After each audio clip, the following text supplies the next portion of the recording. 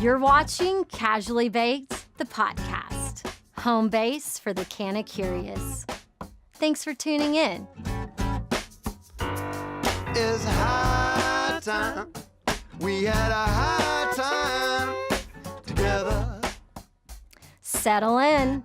It's time to get casually baked. Talk, talk, talk. Talk, talk, talk. Talk, talk. Casually baked. What'd you think about the Get Her Done Productions thing that I saw you at for a minute? Oh, it was good. I mean, It was fun. I think just because I get up at 5 o'clock in the morning, I was losing steam pretty quickly. And so around 10:30, when it wasn't over and I was just like feeling a little bit delirious, I had to bounce. Same. And so Totally. I didn't see how it all played out, but I was happy for Tolly and the crowd. And I think she did a great job speaking in the beginning. Totally. Like I think she was really in her element, and it was nice. Right. Agreed. What did you think of that? Did you see the Pebbles Trip It video? That part of it? Yeah, that short film? Yes. Did you like it or no? Yeah, no, it was cool. Okay, good. But then it was funny to see her and, you know, because I believe you gave me her card. I did? No, maybe it was somebody else. Oh, dude, yeah. I left you a gift last time. That's right. It was during Dennis and Brownie. It is? Okay. Yes. Okay. Okay. So I was seeing this old woman on stage. Right. And I was visualizing this version of her. Right. And I was so grateful that I had this first. Right. Because I was just like, oh my God, like this woman was just so spunky and amazing. And it's fun to see what someone looks like when they're old and they've been that really frisky kind of a liver of life. Oh, yeah. Where it's just like, yes, I am going to be a spicy old woman and it is going to be so fun. Yeah. No, her life is gnarly. She's lived the most amazing life. Yeah.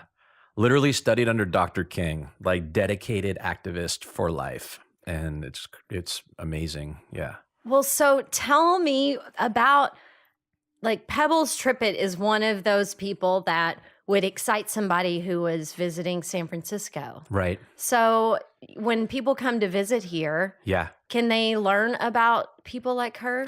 They can. Like, that's part of one of the little things that I've built along the way is this access to the Castro Castle, which is a living history activist museum. Literally, people live there. It's extremely authentic, and it's something you won't experience anywhere else in the world. So, like, people are coming into these people's like home and just observing their cannabis life. Yeah, and you feel the history. It's really a life of activism.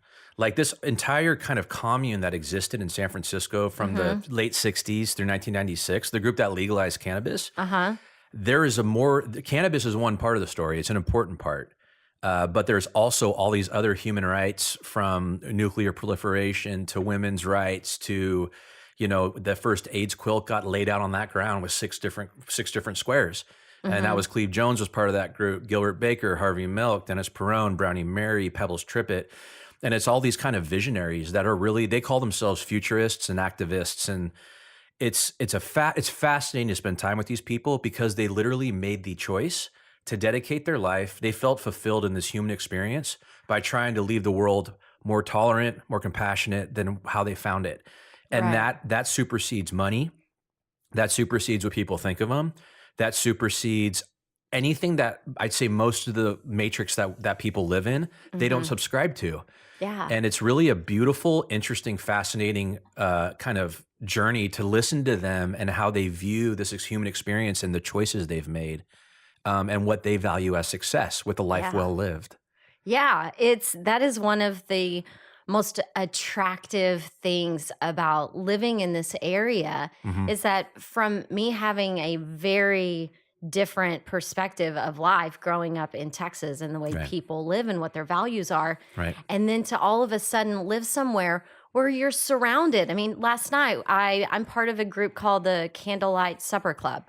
Nice. And we get together every 2 months and we have fellowship. We have big talk about something that's interesting that's happening in our community or something we want to affect change around. Right. And we listen to music and share a meal. Beautiful. And I'm surrounded by people that I didn't even knew existed when I was a little girl. Right. You Right. know? Right. I'm like, this is so fascinating. Yep. So I really love getting to know this community. And I love the idea that people can come in and be curious about cannabis and get like the full spectrum view of what it was and what it is and what it's about to be, what it's becoming. Yep. And a big part of that story, and that's where I fell deep into the rabbit hole of like, oh my God, like the strategic, political, legislative, leveraging the press, media activism. There is a playbook of how to change the world. And these people, again, they don't go for the fancy house. They literally learn the system, and there's this way to be an activist and a way to organize a community. And the path toward legalization in 1996, that's when I talk about legalization. It's the medical legalization. Right. The lead into that is the most interesting part of this cannabis legacy. It is by far the part that I'm trying to make sure stays part of the conversation, especially in this corridor where it all happened. Yeah. Not just because it's part of the infrastructure. The pioneers need to get their day in the sun and they need to be recognized for what they did. But as a greater community, this industry has the ability to have messaging from this platform. While it's a buzz, while it's a trend, cannabis is cool. Let's teach people about how to give a shit, how to find whatever you're passionate about, how to write legislation, how to join groups, how to organize. How do you throw an event where people feel included? I went to an event just last week with Terrence Allen and the San Francisco group and the leaders of San Francisco, and I walked away from that and went home and talked to my partner, and I'm like, unbelievable. I just sat there and witnessed the inclusive, like very strategic, amazing synergy that happens. And it's like almost like San Francisco is more advanced in that realm because it's like ingrained in the culture of how to organize. So this just the feeling of this event is something I'm kind of still processing, and I'm going to go to more and just observe because it's really interesting to watch people like Terrence and these leaders that have these legacies that are older, that lived through the AIDS crisis and through the cannabis kind of activism and how they approach things from a community, from a legislative outlook, having one focal point, one focused Vision. voice. Yeah. Vision and voice. Because, I mean, that was a big part of that messaging was like, listen, together we collaborate, we find out what our message is, and then we deliver it through one megaphone. Yeah. And it's much more effective that way. That's inspiring. Yeah, it's fun. Yeah, we really live in a bubble, and we do live in, and that's this historian thing that I've just really. It's only been the last 5 years where I've become this absolute lover of history, and it was the cannabis. It was the cannabis that put me there, but it's turned into all these human rights things and all these other platforms. Connection to nature and how we live as a society, how we treat each other. Like that's where all the sexiest part about it. The plant's incredible. But the plant is so powerful that it opens up all these other conversations that allow us as a society to hopefully move forward as a species, as how we treat each other as human beings. It's a great connector. Yeah, it is. Yeah. And, all the psychedelics are. They are. And totally so are. it's fun how, Claire and I were talking earlier before the show about, being able to microdose psilocybin now and experiment and see what that might look like in your life. And, and so to have this conversation happening, I'm like high and things are bouncing all over the place, but I want to talk about how someone else can come here and experience those things. Right, So, right. You've kind of been at the forefront of navigating what cannabis tourism is going to look like here. So from the last time we spoke until now, what's happening? Yeah. So like let's start at the local level. There's all kinds of different models popping up, which is great. There's some companies that are like, come learn about the green rush and the supply chain. Which is great for people in other states who are like, okay, when we legalize in Texas, I'm going to be ready to go. So that there's a good place for that. There's a great place for that. And there's, you see tourists that have been showing up from investors to, people here as medical refugees. It's really, the cannabis it's not business as usual. And it's so much fun because you get to make people raise their eyebrows all the time and go, what? Yeah. Right. So what I've built as far as the tourism component, my first kind of foray into cannabis was focusing on cannabis tours. And I've always been drawn, because of my travel background, I've always been drawn to just authentic culture and transformative, transported moments where you're out of your comfort zone and it makes you a more whole person because you've had another experience in life that makes life cool. Yes. And then you find solace in that, where you're constantly seeking that out. So that's the way I've built my model. So it goes deep into history and culture. And the Castro Castle is a perfect example of that. That's an exclusive experience. It's a little more pricey. It takes more organization. But I have relationships with some of these portals to the past that you won't find anywhere else in the world. On the larger level, it became clear to me that the state of California needed an organized kind of megaphone voice to be able to work with CalTravel and visit California and some of these established entities to start bridge building and figure out how we fold into that conversation. And that's also a hemp conversation now. I use hemp a lot. I'm like, it's hemp and cannabis. So let's open that up to a bigger, because then you have another puzzle piece to work with and educate through. So that's where a lot of my work has been locally preserving the history and culture through different formats, be it a nonprofit. I have a nonprofit called the Cannabis Trail that I'm developing and I'm slowly tooling on, which is going to be a third pillar that lives next to the Marin Cheese Trail and the Napa Wine Road. Very cool. And it's going to be a self-guided kind of cannabis, like, you could take your car and go visit different places. I like that kind of stuff. Yeah. So there's that. And then I have Emerald Country Tours, which I have some amazing supportive people that are now part of that and kind of overseeing that slow, steady growth. And a lot of my time now kind of falls into two buckets. It's the California Cannabis Tourism Association, which I find myself being more of an educator than anything these days.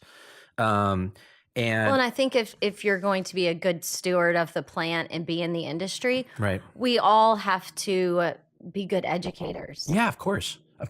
Yeah. Yeah, 100%. And I think doing these tours and, just learning about it gives you the credibility to become, a cannabis educator in your own community. Right. But it's even taking different forms, right? Like the Sonoma County History Museum contacted me about 3 months ago, and they've activated me and I'm so honored to be part of it, but I'm helping co-curate this exhibit that's going to be up in summer it's called the Cannabis Trail, Sonoma County Pioneers and Legacy. And when I started digging deeper into because I spent a lot of time in Sonoma, that's my home basically. And this is something I'm going to unveil at the exhibit. Guess who the largest cultivator of cannabis was in Sonoma County, or is? Any idea? Smokey Joe? Yeah, Smokey Joe, Okie Joe. Yeah, at one point probably. Okie Joe, yes. Yeah, so the largest cannabis cultivation that's happened in Sonoma County was in 1850. It was at Fort Ross, and the Russians grew 350 acres of hemp. Wow. And they use it as textiles, and that is where our legacy starts. So through information like that, curated with establishments like the Sonoma County History Museum, I've also brought in UC Berkeley and the Bancroft Library, and they're going to be supplying oral histories. Good for you. Yeah. I love this. Yeah. So it starts with tours, but I find myself with my historian hat, and I love tourism. And I'm just kind of following the universe and being like, okay, well, still trying to make enough money to like eat, because I say yes to everything and I need to work on that. But yeah, the other thing that I'm really excited about that I'm starting to work on with my new business partner, Lauren Rogers, is it's called Recreational Embassy. And essentially we're working with luxury leaning hotels on integrating cannabis in different buckets throughout their entire model. So that goes from concierge to spa integrations to staff education and training, helping facilitate a delivery model in hotel menus that are in alignment with the clientele, that have curated products that speak to what tourists. I spent a lot of time studying the tourist profile in Denver and Seattle. And what I found is that the tourists are extremely novice, right? Not surprisingly. Of course. But it was totally confirmed. They show up and they're like, they don't even, indica sativa hybrid, they're not, a lot of them aren't even there yet. And these are people that have been smoking weed. Yeah, a lot of them. And we're already at like chemovar and Right. Terpenes and flavonoids and like the new CB3 receptor, whatever it is. So yeah, it's so that, and I like that elementary education because I innovated that with the tours that I've run to date with the senior retirement communities throughout the Bay. That was part of kind of the exploratory kind of tour phase. And also I go back to the global history and then I tie it into Jamestown and then I go through the 1900s and I really try to reframe the conversation around this plant. And it's such a gift. Like my relationship with cannabis just keeps growing. I'm kind of turning into one of those people that I first met that was like, whoa, those people are trippy. Well, and actually, as you're talking, I'm like, wait, am I learning about all of this on the tour or is this the stuff that's going into the museum? Like, or is it yes, all of the above? Yeah, it's kind of both. Yeah. Like I definitely have, so I have three infographics that I've created that are my core kind of tour guide collateral. And as I train tour guides, these are like, this is the heart of what we do. And keep it simple, man. Totally. And there's three. There's a map.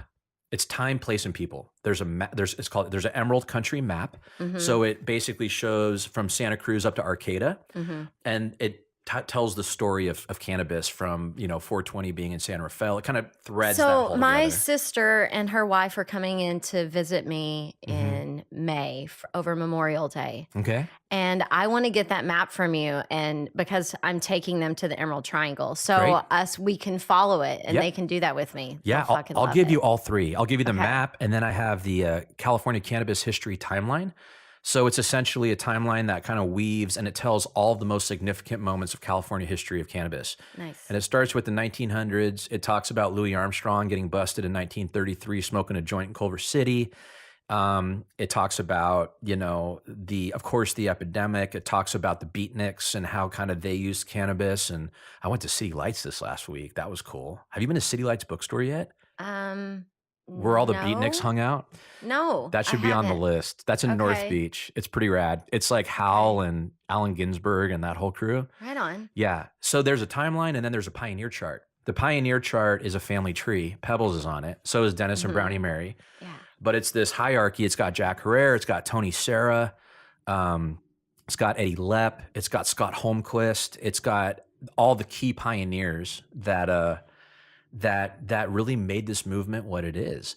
There's only a few people relevant today that are really not relevant, but the only recognizable pop culture people that people really would recognize are Steve D'Angelo and Swami and Nikki.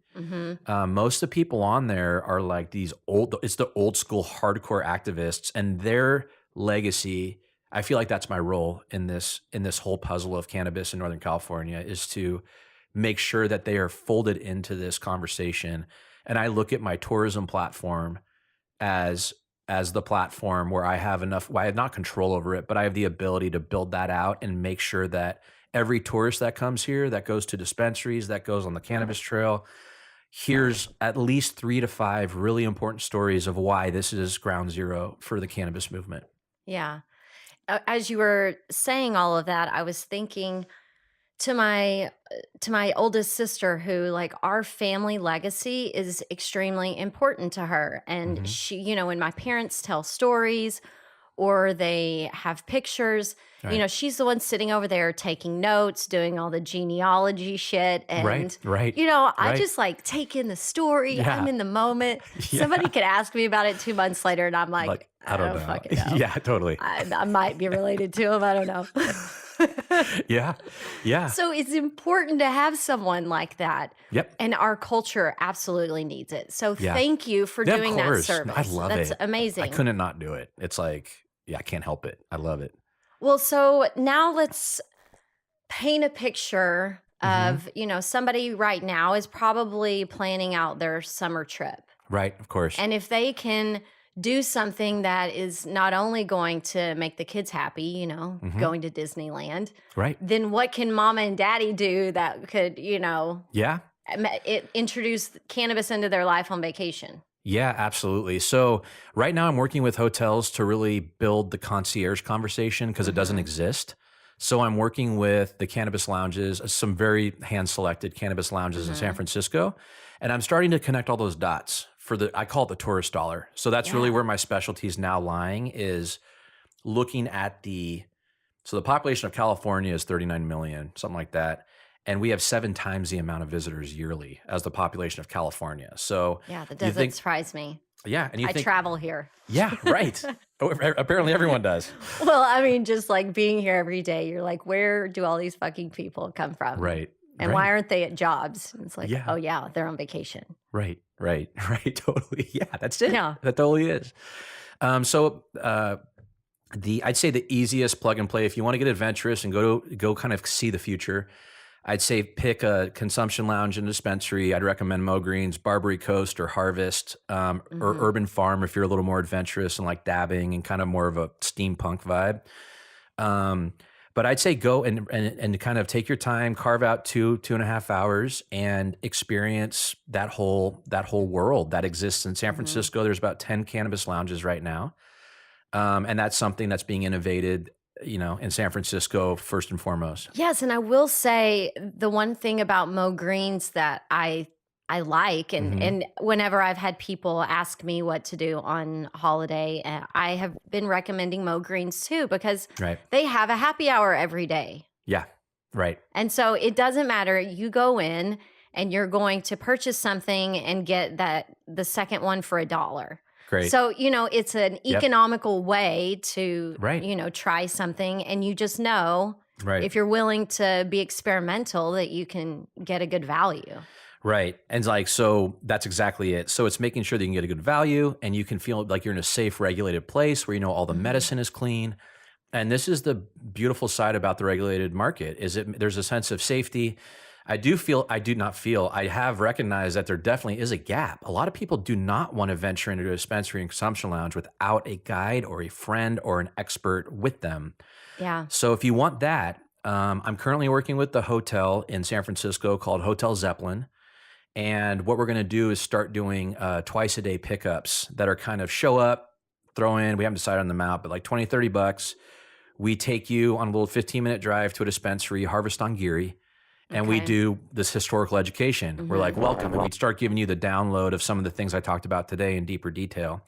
We also talk about the biology of the plant. We talk about how it interacts with your body. Basically do the cannabis 101. Right. And then we arrive at the dispensary. You do a little VIP dispensary tour. You go back in the consumption lounge. We watch a little short film on the history of cannabis in San Francisco and Prop 215.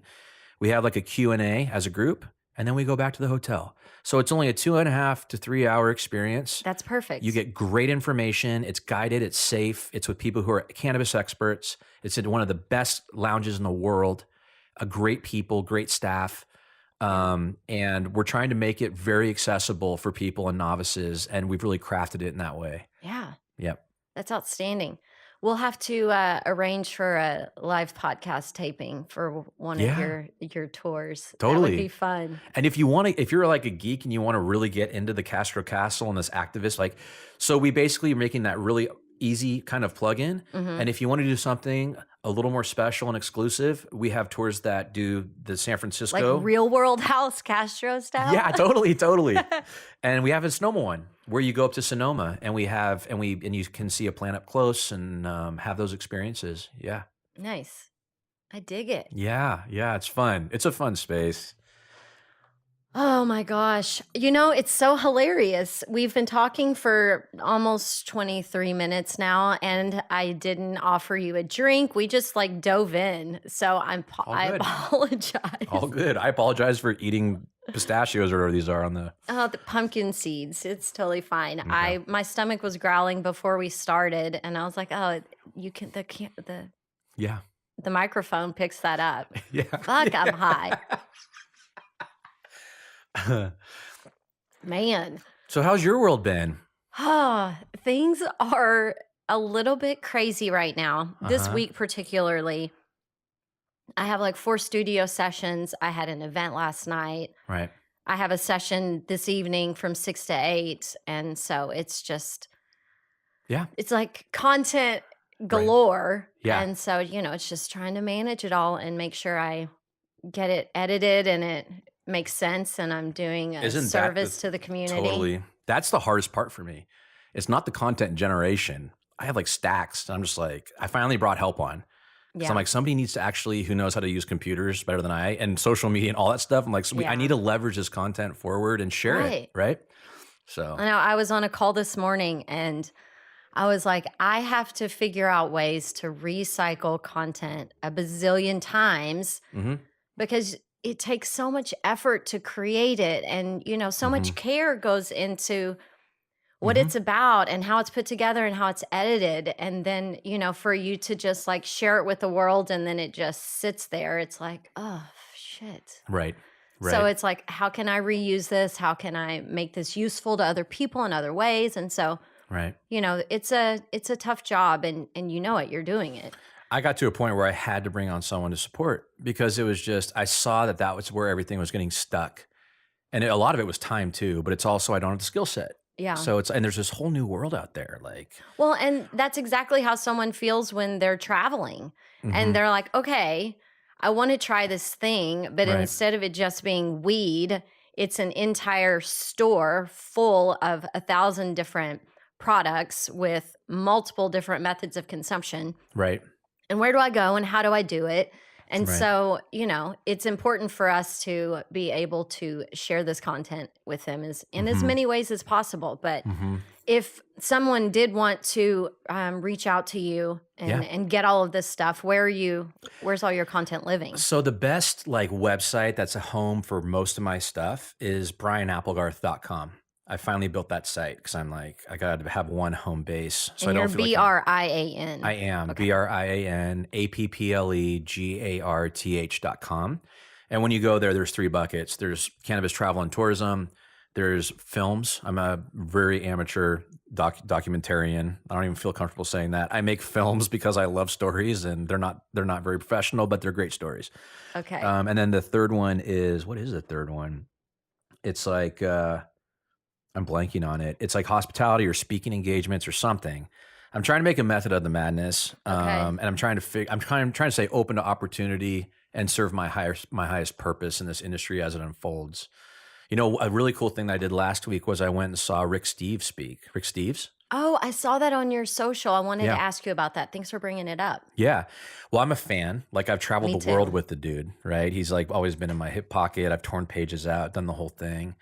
And it was really cool, hearing his story about how he built this Rick Steves 100-employee empire, which is totally not what I want to do. But it was interesting to see how somebody that sticks to their kind of values of doing due diligence and making people be transformed and getting outside their comfort zone and all these things that are part of who he is and learning how he operates to this day and how he writes his books and updates them and how he's activated content and videos and formatting. And it was just very insightful. And he's a big cannabis advocate. Nice. Publicly. Yeah. Very politically active in that world and supports cannabis use outwardly. Yeah. So I got a couple minutes with him. He's a powerful advocate for cannabis tourism. He is. I want him on my board for the association. Oh, that would be my wish really list. Yeah. cool. Well, yeah. Makes sense, Throw that right? out in the universe. Right. I dig it. Or an advisory board member, something. So yeah. I'll give you some clout. Yeah. But, people always say about traveling, well, I don't know. That's easy for you to do. You can go put yourself in the middle of somewhere doing something you've never done before. That's easy for you to do. Right. And, it's this idea of we have to practice being uncomfortable. And, I appreciate travel for that. Right. It's done that for me in my life. I mean, I dumped myself in Bologna, Italy, just I don't speak the language, but I figure they're as nice as Texans, this is all going to work. Right. And, there were times where I was the loneliest I've ever been in my life or the most turned around or scared. Right. And, people don't want to experience those things, but they want to experience that joy of experiencing something new. And those all go together. They do. It's a package deal. Yeah. Totally. And the secret sauce is you get, or I did at least, you get addicted to it in a way. Like I talk about this and, you know, kind of like who we are in this moment is a sum of our experiences, thoughts, everything you've smelled, tasted, heard, a look you've shared with somebody. Like all these things are formative into who you are currently.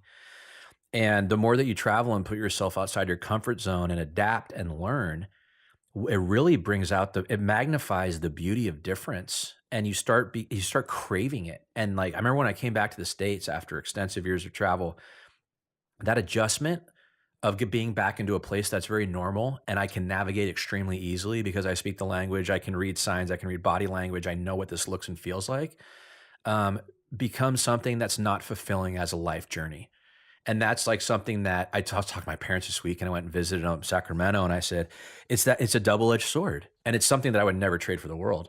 But after you see so many places and experience all these cultures, it's something that you constantly crave to learn and understand, and the next experience that makes you feel alive. And it's this sense that you always kind of chase after. But don't you find, though, that when you are in those places where you have complete mastery over the environment and everything, how confident you feel navigating it? That's a component of it. But I think, I don't know if confident navigating it. I mean, I feel like maybe for me, it's just not, yeah, I guess I don't know if it's confidence the right word. I think that I feel there is a sense there that it lasts for a while. It really does. Like when it lasts for a while, but then for me, it fades off quickly to where I want to explore and have a new experience that makes me feel, and it's like this word alive or feel connected in a different way. I guess what I'm saying is that by coming back to what you know, Right. it gives me more confidence to then do lots of other things that I've never done before, or, Oh, you know, totally. Yes. and Yeah. it doesn't, I don't have to just get that juice from Right. traveling anymore. Right. Then I can get it by stepping into a room of CEOs and, Right. you know, being casually baked and owning a room. Yeah, totally. Like that can be just as cool You're as totally fucking right. climbing the Eiffel Tower. Yeah, you're totally right. You're totally right. And it's staying on that threshold of pushing that Yeah. and living that kind of life where you're open to exploring. Well, and I've had to do that because the last 5 years being in California, focusing on building a business, there isn't time to do a lot of other travel. Right. And so it's right. like I have to get my rocks off some other way. Yeah, totally. 100%. Can I take a hit of something? Yeah, totally. I have, if you want what I'm on, then here's another joint. Jesus Christ. Yeah. Powerful little thing. It's from the Brotherly Love. Oh, cool. I heard Yeah. those guys are rad out of Santa Cruz. Yeah. Well, no, Is it just they're flour? Trinity. Is there any shatter oil or No, secret no, sauce? no. Okay, good. No, Brotherly Love. They're out of Trinity County. Really? Mm-hmm. Yes. And I'm so, thinking of Three Bros or okay, Brotherly Love. Got it. And so, in fact, it's funny because they've been, they want to be on the show. And I was like, well, tell me your story. Pitch me. Right. I'm Right. like, I'm busy. Pitch Yeah, me. They're yeah. like, well, can we get on a call? And I'm like, no, if you want this, I need you to write me a letter. Oh, And they good. did. It was good. Good. Yeah. Good. That's great. So yeah, it'll be fun to tell their story. Cool. Yeah, I Yeah. saw you had Johnny on Huckleberry Hill. Yeah, he left me with a lot of good weed. Dude, that guy's got amazing stories. I'm working with him to try to get the first cannabis prohibition farm landmark registration. Well, he's perfect and is an amazing spokesperson for it. And is deserving, man. Oh yeah. Yeah. I mean, look at this. Smell this. It's good. Yeah. He's got that signature. He's got those genetics too, right? His mom, like he's got that family genetics. Second generation. That does smell good. That stuff though, it makes me eat like a pig. Good. Yeah. I have to just have that Munchies? right before an actually timed meal. So let's talk about that. Okay. So that is one of my primary points when I speak is how cannabis is going to exist in more of that leisure kind of platform in tourism. Uh-huh. And people always ask about beer and wine, right? Especially in Yeah. this quarter, up here, it's wine country essentially. So, and I use that to be in that hunger that you were talking about. It's like the concept of an effect pairing, which now I have Yeah. 7 different buckets. And this is, everyone has their own version of this. Mine from the tourism platform is there's 9 different categories and there's different strains that pair well. So it's an effect pairing for different kinds of activities. And one of those is a 5-star Michelin meal. And you select a strain that stimulates your appetite and sharpens your palate. And that could even be going into a wine tasting. So it's kind of these tools that you use to magnify experiences, be it sex, be it focus, be it something creative, be it going into a meal or a tasting. You want that strain that's going to be that aperitivo that puts you right in the perfect place and boosts the senses, the sensory elements. Yeah, because there's nothing worse than having a beautiful meal and you've smoked something that makes you not hungry. Yeah, totally. Which is a total thing. It is. Yeah. How has nobody rolled out diet pre-rolls? Like you probably will get arrested for having the word diet in there or Well, something. of course you would. But I have seen people that are talking about THCV more. Yep. But they're not talking about, a lot of these people are just those little smokes models. Right, as I'll call them. Right.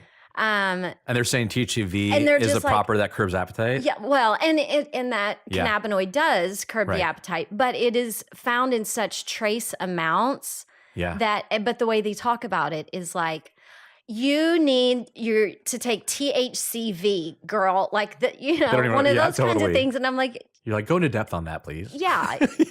You couldn't even afford to purchase the sublingual tablet that you would need for it to really be used as a diet supplement. That's what I'm worried. I see a lot of that these days, is carving up. I'm seeing the carving up at the plant more than I ever have felt it. I hear more conversations about just chopping apart nature. It drives me crazy. I hope that we're able to fight off, as cannabis people that love the plant, to keep that kind of whole plant narrative out there. And that's exactly what needs to happen, is you keep the narrative out there, because it still has to be allowed to change and transform, because there is the other segment of the population that really trusts Western medicine and what pharmaceuticals look like, and they need their cannabis to look like they do. Their Adderall. And at the end of the day, it's all boat tries. Like, cannabis impacts everything in a positive way. More people using it, the better. They just need the education and to pick their method of ingestion and all that. Right. And so if you can add a pill into your, Monday through Friday pill popper, and that's an easy way for caregivers to give it to people, then I'm all for that. But, I will always be someone who preaches the gospel of craft cannabis and flower and, that kind of. Yeah. Who grows it? How is it grown? That's interesting to me, is like the argument of, what was it? I read a quote online that was, the most important things in a garden are footprints, or something like that. But it was pointing to the idea that something hand watered and something where there's an energy transfer from the person growing it is different than a machine. It just has to be, because it is. Yeah. So what's the impact of that? These commercial commodity grows versus the sun-grown farmer hand watering a small batch plant. Those are two very different environments. There's got to be an impact. Even if us humans can't register it on a molecular level with tests, they're different. Yeah. They grow different. They have different, experiences of how they grow. They're living things. And someone who is awake understands what you just said. Right. And there's plenty of other people that are still marching around in the matrix. Right. And so, and they're the ones that are going to get their cannabis cigarettes out of a vending machine at Walmart. Right. And that we just have to know that all of these people can copacetically exist in the world. Absolutely. Totally. 100%. And that, so, what do you think about CVS with the announcement that about going to all the stores or something, or 800? I tagged that article yesterday to read, but for me, I'm just ready to roll out mine and Mon's muscle rub. Yeah. And it'll be, You got a brand? It's been done for 2 years. We've been batch selling it. Yeah. But, my stuff has been having to come first. Her other clients, we have to get paid first. Of course. And so it's finally gotten to the point where we're like, we've got to cross the finish line. Like, we have an amazing product. The timing. I agree with you. The timing's now. Absolutely. So we're finishing that up, and as far as I'm concerned, it should be in Right. every spa. And So it's a muscle rub. It's like a pain relief, deep down pain. Yeah, muscle something? and joint relief. And, we've had people using it for 2 years giving us feedback. And Right. our massage therapist, who we call Dr. Dre, has been using it to give us massages. She's the one that helped us get the glide just right. And Oh, nice. and so, yeah, it's great. So you can use it as a massage application as Yeah. well. Cool. Like somebody could pay an extra $20 and have a CBD infused massage. What's it called? Well, MJ Skin is what we're kind of MJ calling the Skin. line, but it's Okay. MJ Muscle Rub, for MJ muscle and Muscle joint Rub. relief. Right on. Yeah. Very cool. Yeah, I was in a conversation this last couple months about a deep pain relief kind of thing. And I love the topicals. They're so effective and they're such good entry-level products for people, to give a shot. Just have it with you all the time. For me, Right. it's like the chronic neck and shoulder and the carpal tunnel-y thing from typing and editing all the time. I have Muscle Rub with me all the time. Do you ever get digital overload these days? I've been feeling that the past month of being like, I got to put the phone, the computer, just too much. Oh. Do you ever feel that? Well, I feel it all my life, but it's what I do for a living. And so Right. I just have to say, suck it up, buttercup. You Yeah, chose smoke this another life. joint, strap That's in. right. Yeah, totally. You chose this life. That's so But good. whatever. Okay, so we're going to wrap this up, but I first have to make fun of your shirt. Oh, yeah, my Like, Dos seriously, Equis. you Yeah. walk in here advertising beer, and I wasn't even going to say the brand. That's my only clean shirt, I think. That's what I'm going to stick to. All right. Yeah. I'll But wear a pot I'm- shirt next well, time. yes. I'm advertising cannabis over here. Good. Yep, the can of You- curious. yeah. But no, thank you so much for hanging out. And I Yeah. love what you're doing. Thank and I'm you. excited to take my Likewise. sister and Dion on the cannabis trail. Yeah, let's do it. And thank you for spreading the good word. Like, Yeah. your content's amazing and you're building something beautiful. So thank you. Awesome. Well, you can find all of this and all the links to what Brian's doing Yeah. at casuallybaked.com Right on. in the podcast show Thank you. notes. And I am at Casually Baked on social, and you are at the Ganja Traveler. That's one of my things too. Yeah. So I'm writing that book. It's going to be the cannabis travel book. All right. Yeah. So it Well, might so be if you want to summer. follow that, follow at the Ganja Traveler. Totally. All right. Well, thanks for hanging out, Brian. Thank you, Joe. See ya. Had a hard time.